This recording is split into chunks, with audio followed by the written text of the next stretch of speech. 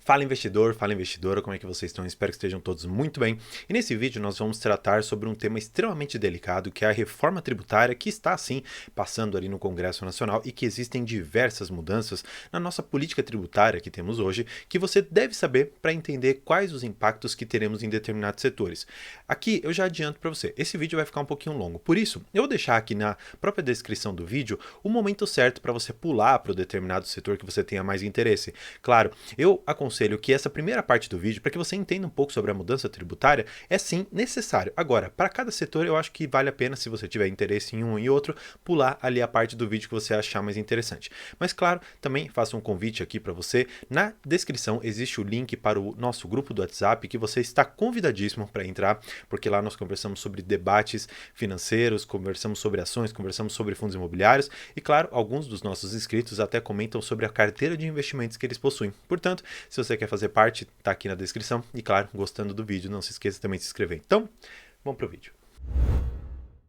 Bem, para a gente iniciar, e esta para mim é a parte obrigatória do vídeo, pelo menos para que você entenda o que vai acontecer, eu acho que você precisa saber basicamente quais os impostos que nós pretendemos extinguir e quais os impostos que pretendemos criar com essa reforma tributária. Bem, nós sabemos que a nossa carga tributária ela é enorme não só pelo volume financeiro e pela alíquota de cada um, mas também porque nós temos diversos impostos, contribuições, taxas incidentes ali sobre os determinados fatos que acontecem, os fatos geradores. Sem entrar numa questão muito técnica, hoje, o que se pretende extinguir? Pretende extinguir o ICMS, que é o Imposto sobre Circulação de Mercadorias e Serviços. Nós temos também a questão do ISS, que são os impostos sobre os serviços. Nós temos também a questão do PIS e COFINS. Nós temos outros impostos ali que também serão extintos de uma certa maneira. Afinal de contas, essa proposta que pretende passar ali no Congresso, ela quer substituir todos esses impostos que eu comentei por um único. Mas qual que é a principal atenção que você deve ter? Nós sabemos hoje que o ICMS ele tem uma cumulatividade, ou seja, vamos supor que eu, André, eu tenho uma determinada fábrica ali de um calçado. Só que eu preciso daquele insumo, eu preciso ali do plástico, eu preciso de um pouquinho de tecido, eu preciso de outras coisas para fazer o meu calçado. O que acontece? Lá do campo, quando você extrai o algodão, esse algodão ele já tem um determinado valor que quando é repassado, por exemplo, para a pessoa que vai fazer o tecido, já paga ICMS. Essa pessoa ela pode fazer o recolhimento ou diferir, jogar isso para frente, enfim, não importa. O importante é que vai haver uma cumulatividade, ou seja, vai incidir um imposto sobre o outro e essa cadeia vai aumentando até chegar a mim. Quando eu produzo ali meu tênis, eu vou novamente pagar ICMS e claro, pode ser que eu desconte um pouquinho do que estava lá atrás, que foi pago, ou eu jogo para a cadeia lá para frente, difiro mais uma vez o pagamento daquele ICMS, isso vai gerando uma bola de neve. Por quê? Hoje, a cumulatividade que nós temos no ICMS, ela diz o seguinte, quando a pessoa ela produziu o algodão, ela tinha que pagar 10. Quando aquela pessoa produziu o tecido, ela tinha que pagar 10 mais alguma coisinha, ela vai jogar isso para frente. Então fica 10 mais este pouquinho e eu vou fazer mais um pouquinho e vou aumentando cada vez mais a bola de neve, eu vou aumentando cada vez mais o valor que eu tenho ali. E efetivamente, quando a pessoa, o consumidor ou mesmo a empresa final que vai pagar esse ICMS, ele tem que fazer esse pagamento, vai haver uma acumulação de todo um tributo lá atrás. É como se fosse, de uma outra maneira, para falar de uma forma mais simples, um juros sobre juros. Seriam juros compostos aqui de uma certa maneira. O que essa proposta ela pretende fazer? Existe um imposto que se chama IVA, que seria Imposto sobre Valor Agregado. A principal ideia, apesar da alíquota ainda permanecer muito alta, inclusive para alguns setores ela acaba sendo até mais alta do que o próprio ICMS, o benefício dela é que ela não é cumulativa. É como se nós tivéssemos o juro simples. Então, aquele primeiro produtor, ele vai ter sim uma base de cálculo, ou seja, efetivamente qual o valor que vai incidir a alíquota. Esse valor ele vai ser não cumulativo, para ficar um pouco mais fácil. É como se eu tivesse um débito, como eu comentei, de 10 ali no começo. Quando eu repassar para o próximo na cadeia, ele não vai ter que pagar o 10 mais 1 e fazer o pagamento do valor dele. Ele vai ter que pagar apenas sobre 10. Ou seja, aquele imposto que eu comentei com vocês, ele não será cumulativo, ou seja, será um juro simples, calculado sempre, levando em consideração aquela base de cálculo lá do início que eu havia comentado. Esse é o único benefício hoje que eu enxergo, claro, sem desconsiderar a simplificação em matéria tributária. Afinal de contas, nós vamos acumular dentro do IVA os ICMS e os ISS. Como eu comentei, são dois impostos, um estadual e outro municipal, que vão ser colocados apenas nesse IVA não cumulativo, mas com uma alíquota muito maior. Porque hoje o ICMS está mais ou menos ali na casa dos 17%, e o ISS depende muito ali, o tipo de serviço, depende também o município, mas fica ali girando numa casa de 4 até 8%. Se você for pegar, mais ou menos, daria para alguns setores mais, para outros menos, mas a gente ficaria ainda na casa dos 25%, 24%. O IVA, ele não vai considerar nenhum benefício, nenhum setor, ele vai tributar todo mundo de forma igual. Todo mundo vai pagar 25%. Claro, para alguns, isso pode ser um benefício, porque havia pessoas pagando mais do que 25%. Mas para a maioria dos setores, não foi um benefício, porque os setores estavam pagando menos, alguns se beneficiavam por uma carga tributária menor. E como nós vamos ver, existe ainda uma questão relacionada ao PIS/COFINS. Basicamente, o que é o PIS/COFINS? São tributos que têm uma destinação ali específica para a Seguridade, que eles têm como base de cálculo o faturamento mensal, e o fato gerador é basicamente o mesmo. Então, olha só como é complicado. Nós temos para as empresas o faturamento mensal delas, e em cima dele, ou pelo menos de uma parte daqui, dependendo se for lucro presumido ou lucro real, nós teremos uma tributação. Essa tributação, ela pode variar se a gente estiver falando de um lucro presumido de mais ou menos 3%, e se for de um lucro real na casa dos 9%. Claro, nessa casa dos 9%, nós temos alguns abatimentos, algumas deduções. No entanto, existe, como eu vi aqui na entrevista, um certo lobby para que não fique nem para um nem para outro. Fique ali numa margem de mais ou menos uns 5,5%, 6% ou até mesmo 7%, se não conseguirem chegar a um acordo que possa beneficiar todo mundo. Tá.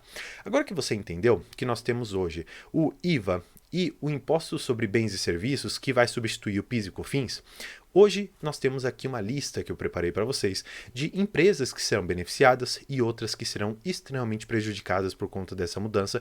E agora a parte que eu comentei que seria obrigatória já encerrou, então aqui embaixo você tem toda a lista dos setores. Portanto, se você quer saber quais são os setores mais impactados e aqueles que podem ser beneficiados, eu sugiro acompanhar o vídeo, porque ele está bem didático. Agora, se você tem interesse em um específico, fica à vontade para pular, mas claro, não se esqueça antes de entrar no nosso grupo do WhatsApp e também de se inscrever aqui no canal, porque isso é muito importante para mim e espero que também se torne para você.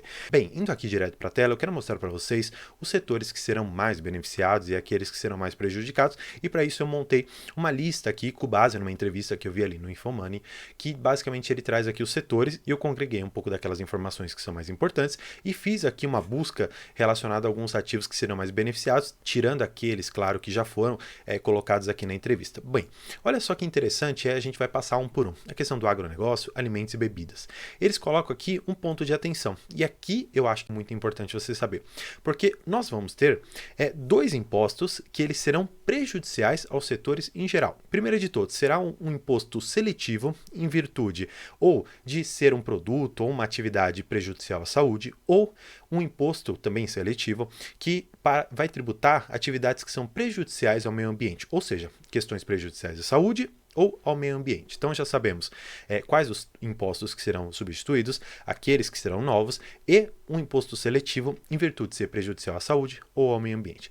Em relação ao agronegócio, alimentos e bebidas, nós sabemos que, em geral, eles não são prejudiciais à saúde e também não são, em geral, ao meio ambiente. Agora, olha só, aqui eles colocaram que um que é considerado prejudicial à saúde seriam as bebidas alcoólicas. Claro, não é a única coisa que a Ambev faz, só que, se você for ver, aqui ela coloca como um ponto de atenção. Afinal de contas, especialmente na parte de cerveja, a Ambev é muito forte, e que por mais que ela não seja tão representativa assim dentro de todo o negócio que ela tem, ainda nós colocamos aqui que o segmento não alcoólico representa menos de 10% do faturamento da companhia. Mas imagina só você ter 10% do seu faturamento, que por mais que pareça não ser muito, é alguma coisa relevante ali dentro, e você tem uma tributação ainda maior sobre esse setor, sem desconsiderar, na verdade, que nós teremos a questão ainda dos impostos sobre valor agregado, que, como eu comentei, fica ficarão com uma alíquota ainda maior.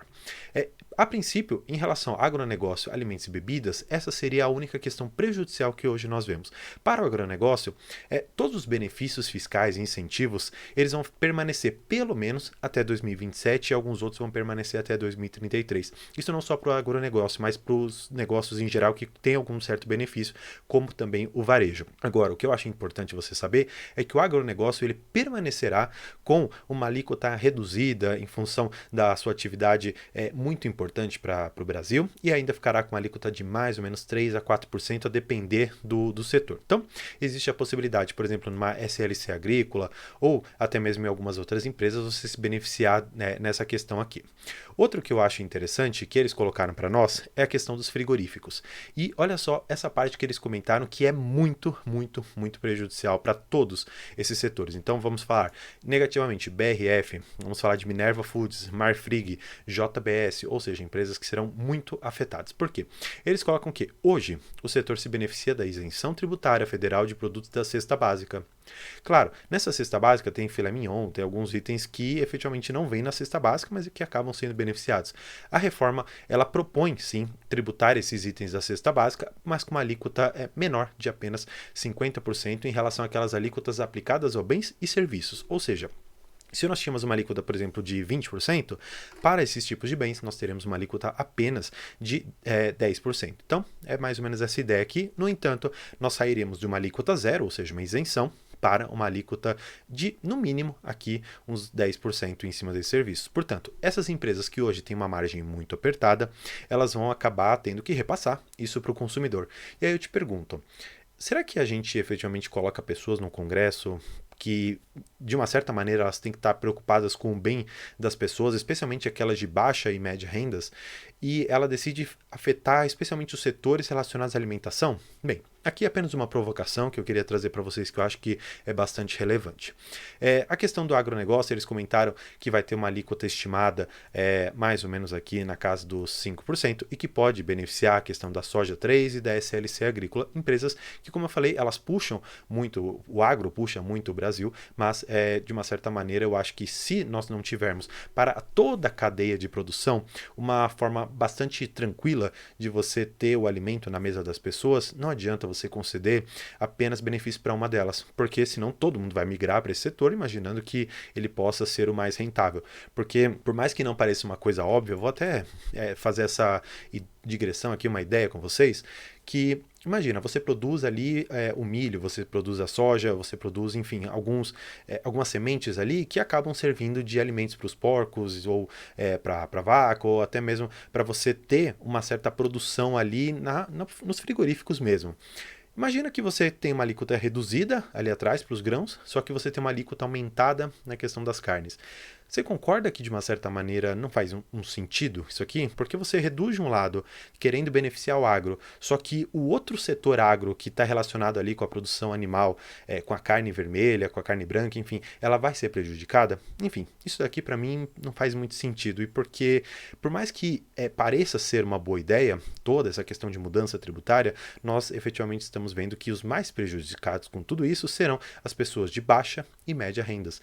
E efetivamente não é isso que o Congresso deveria buscar. Na verdade, ele deveria proteger essas classes aqui, que nós sabemos que são a maioria no Brasil, e efetivamente protegê-las seria o caso e a carga tributária deveria ser menor para os produtos que são mais consumidos por essas classes. Bem, seguindo aqui, eu quero trabalhar um pouco com vocês a respeito da indústria.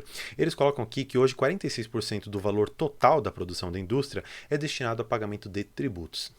Aqui é algo, para mim, incabível. Afinal de contas, imagina você trabalhar 5 meses do ano, você colocar sua fábrica para rodar, pessoas para trabalhar, máquinas para funcionar, e praticamente metade do ano você tem que deixá-las funcionando, pagando contas e outros tantos tributos ali que são incidentes, para você apenas fazer frente aos impostos que nós temos hoje. Para mim, isso é inconcebível. Exatamente por isso que a reforma ela pretende beneficiar um pouco desse setor e hoje os analistas eles consideram algumas empresas aqui, por exemplo, a Aeris e a WEG. Sobre a WEG, eu acho que dispensa-se comentários, afinal, uma das melhores empresas que nós temos na Bolsa, mas a Aeris é uma empresa que eu quero apenas fazer um pequeno adendo, afinal de contas, ela é uma empresa de produção de pás eólicas. Houve, num certo momento atrás, quando do seu IPO, uma ideia de que seria uma empresa empresa inovadora por conta da energia limpa e tudo mais, só que não foi uma empresa que se destacou tanto. Só que depois que ela fechou alguns contratos com algumas empresas e que os resultados começaram a vir menos piores do que estavam vindo antes, eu acredito que eles ainda devem melhorar, essa pode ser uma empresa que no médio prazo pode se beneficiar bastante com essa redução muito grande da carga tributária que eles pretendem aqui. Claro, temos aqui uma questão bastante interessante que eles colocam que a Aeres consiste em mais ou menos uma redução de 75% do imposto de renda sobre o lucro líquido da companhia. Isso daqui para mim é fenomenal, porque se você reduz para a indústria, que basicamente é o motor, junto com o agronegócio, um dos motores aqui do Brasil, olha só como seria bom, porque beneficiaria muitas pessoas empregando e, claro, se você está puxando muito na questão do alimento, você tem que soltar um pouco na questão da produção. Afinal de contas, se você pressionar dos dois lados, você não consegue pessoas produzindo e você não consegue pessoas consumindo, porque fica difícil produzir e gerar lucro e fica difícil consumir porque está tudo muito caro. Então, de uma certa maneira, não concordando, nem querendo fazer um papel aqui de como se eu soubesse o que vai acontecer, mas eu acho que de uma certa maneira aqui eles tiveram um pequeno acerto, então um ponto aqui para o governo. A questão de educação eu achei bastante interessante, que eles propõem na reforma tributária um tratamento diferenciado para o setor, com uma alíquota reduzida correspondente a 50% do padrão que nós temos hoje. Tá bom. Quais empresas elas podem ser beneficiadas? Eu trouxe aqui a Educ, a Cogna, a Ânima e a Seduc. Nós temos aqui a Seduc, para quem não sabe, é a Cruzeiro do Sul. A Ânima, a Cogna também e Edux são empresas muito boas relacionadas à educação. Claro, não são todas que nós temos na bolsa, mas essas daqui são as principais e que eu acredito efetivamente que podem ser beneficiadas.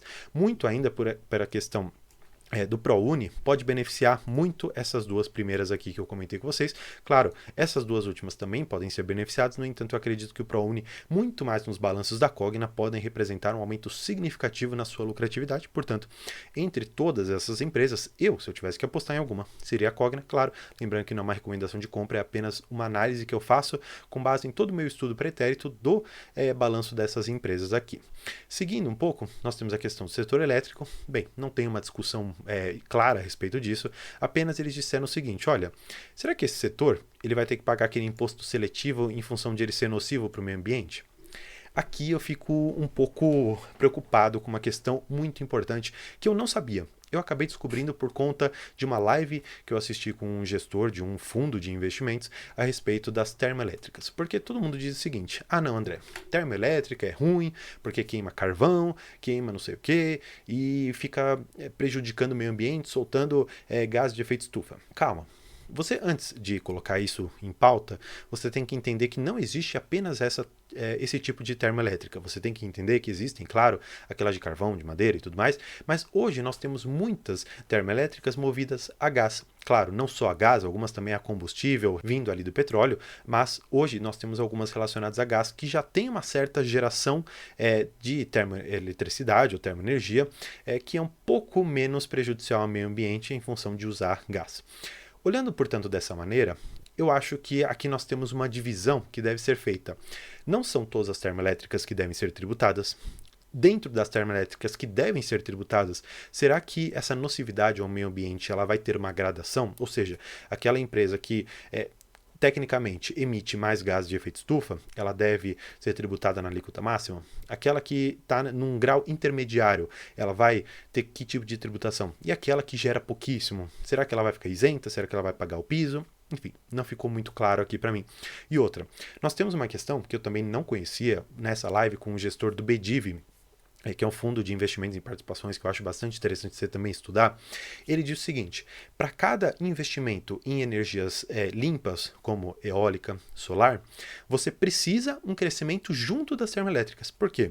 Nem sempre vai estar ventando, nem sempre vai ter sol, e quando você precisa de energia, o despacho da energia nas linhas ali, para quando você chega em casa, você liga seu ar-condicionado, você liga o ventilador, liga uma câmera, liga o seu computador, você precisa de uma energia imediata, as termoelétricas elas fazem essa função. E é exatamente por isso que eu acredito que se nós não temos uma noção de toda a cadeia e da necessidade que nós temos das termoelétricas dentro do setor de energia, talvez não faça muito sentido hoje você ter essa tributação por nocividade ao meio ambiente, em função de você ter a necessidade, de um lado, de você ter esse despacho de energia para todo mundo dentro da rede aqui que nós temos. Olhando aqui para os bancos, eu acho muito interessante você notar o seguinte, que eles dizem que é um dos setores que pode mais ser beneficiado e, ao mesmo tempo, também levar para os seus acionistas uma questão muito peculiar. E nós já vamos ver qual que é. Atualmente, eles dizem que a alíquota cheia do imposto de renda sobre pessoa jurídica e contribuição sobre o lucro líquido é, para os bancos, de 45%, versus a outros setores que fica mais ou menos na casa dos 34%. Eles propõem, com essa reforma tributária, uma revisão para baixo e isso pode gerar um impacto positivo nas instituições financeiras, levando em consideração que nós não temos apenas os bancos, nós temos também a questão das seguradoras, resseguradoras, que também vão ser impactadas aqui e, claro, também as holdings. Agora, o que mais preocupa, e aqui eu vou até mudar de cor para vocês, a questão do juros sobre capital próprio. Por quê? Essa reforma vai extinguir o pagamento de juros sobre capital próprio. O juro sobre capital próprio, ele tem uma redução na própria fonte de 15%. Ou seja, se você viu ali que a empresa anunciou, por exemplo, R$ 1 de juros sobre capital próprio, você vai receber na sua conta 85 centavos. Por quê? Ele já descontou na fonte aquele valor para você.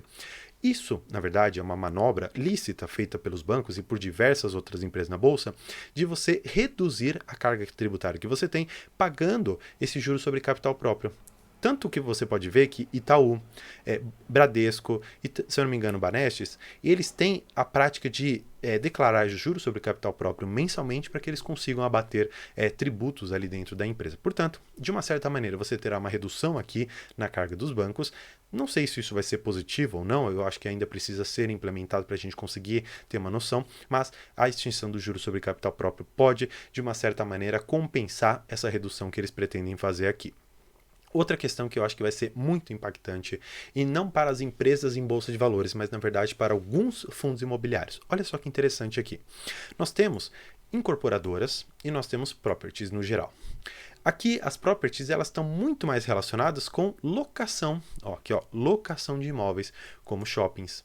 O que vai acontecer? Nós vamos ter uma alíquota aqui muito alta, porque ela vai ter uma contribuição sobre bens e serviços e também o impostos sobre bens e serviços. Sem desconsiderar também que na cadeia para trás, ou seja, na produção, por exemplo, das roupas que vão para o shopping, dos calçados e tudo mais, você tem o IVA, que é o Imposto sobre Valor Agregado, que, como eu comentei, vai substituir o ICMS e o ISS. Agora, eu acho que é importante você notar nessa questão aqui, incorporadoras. Eles terão um regime de tributação que já era diferenciado, só que agora com alíquotas mais baixas que a média de outros setores. E, de uma certa maneira, como essa questão das incorporadoras vai se manter, nós teremos uma forma de tributação para elas muito melhor. Tanto é que se você for pegar fundos relacionados, por exemplo, com desenvolvimento, por exemplo, MXRF, que tem uma parte ali de incorporação imobiliária, Tegar 11, alguns outros fundos relacionados também com isso, pode ser que eles tenham um certo beneficiamento ali dentro. Agora, a questão relacionada a shoppings e locações de imóveis no geral,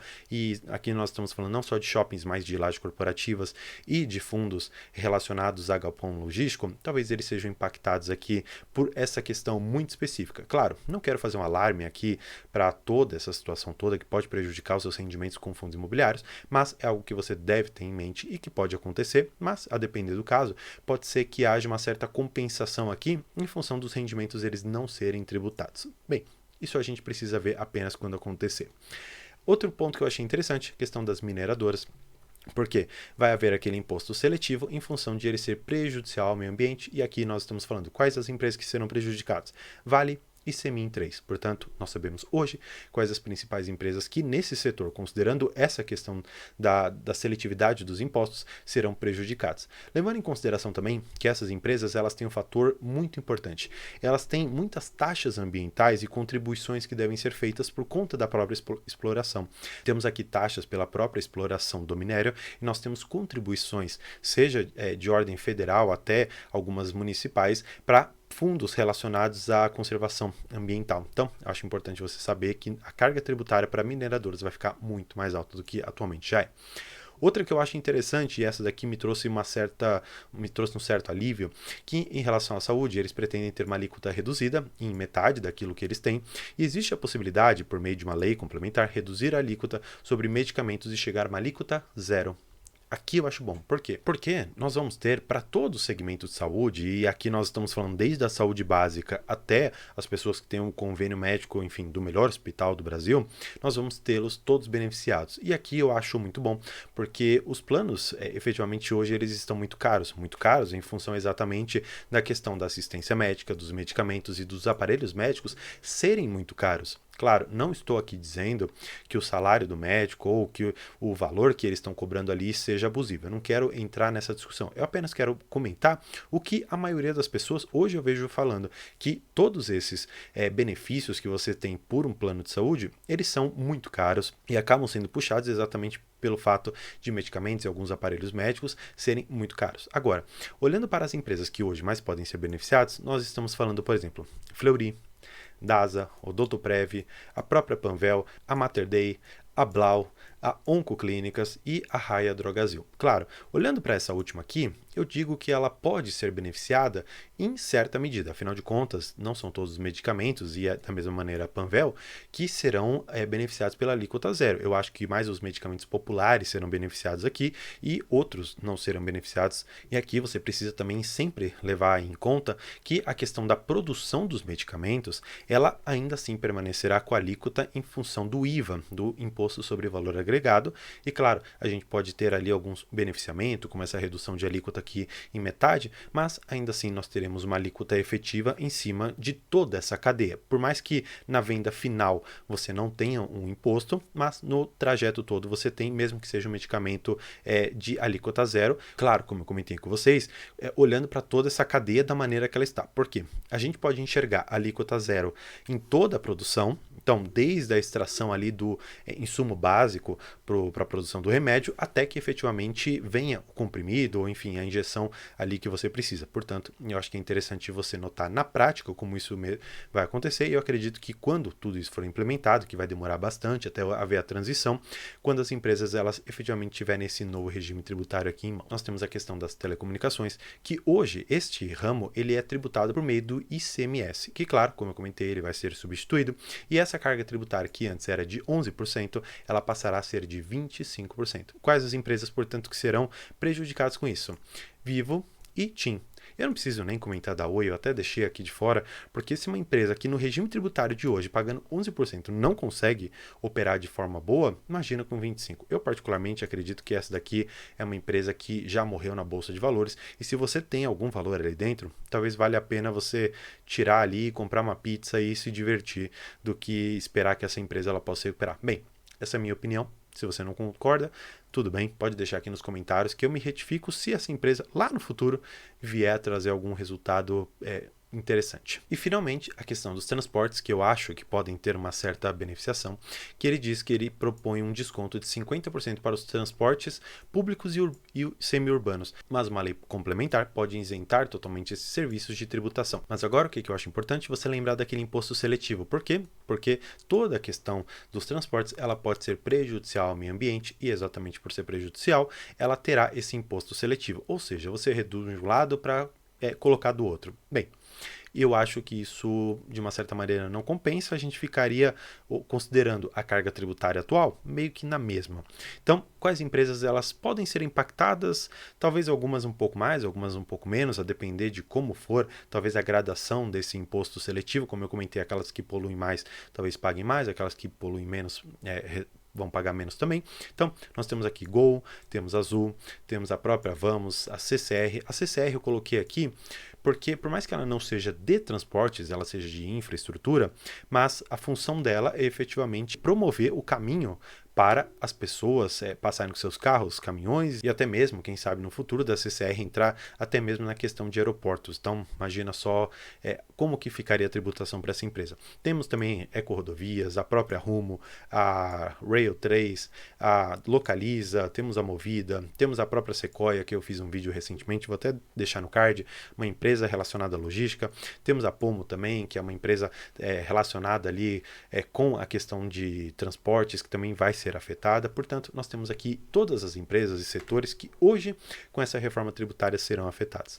Não sei efetivamente o quanto que nós teremos de impacto, seja na cotação da empresa, seja nos dividendos, enfim, nós ainda não temos em mãos a reforma tributária pronta. Depois que ela efetivamente passar e alguns balanços forem sendo reportados já com essa mudança ou com indicações de como seria essa mudança, aí sim a gente consegue fazer uma modelagem e passar para vocês exatamente os impactos que vão advir dessa reforma. Portanto, se você gostou, não se esqueça mais uma vez de se inscrever. E claro, já deixo o convite para você que no dia 6 de julho, às 8 da noite, nós teremos a live que eu venho tanto comentando, que nós falaremos sobre aspectos do mercado financeiro, psicologia financeira e, claro, diversos inscritos já me passaram a carteira de investimentos e eu vou fazer a análise ao vivo com vocês para que a gente consiga enxergar onde as pessoas estão investindo, quais ativos que elas acham mais interessantes e, claro, se você quiser também na live comentar algum ativo ou até mesmo trazer sua carteira, estarei lá à disposição para atender todo mundo. Então, por hoje é isso. Muito obrigado.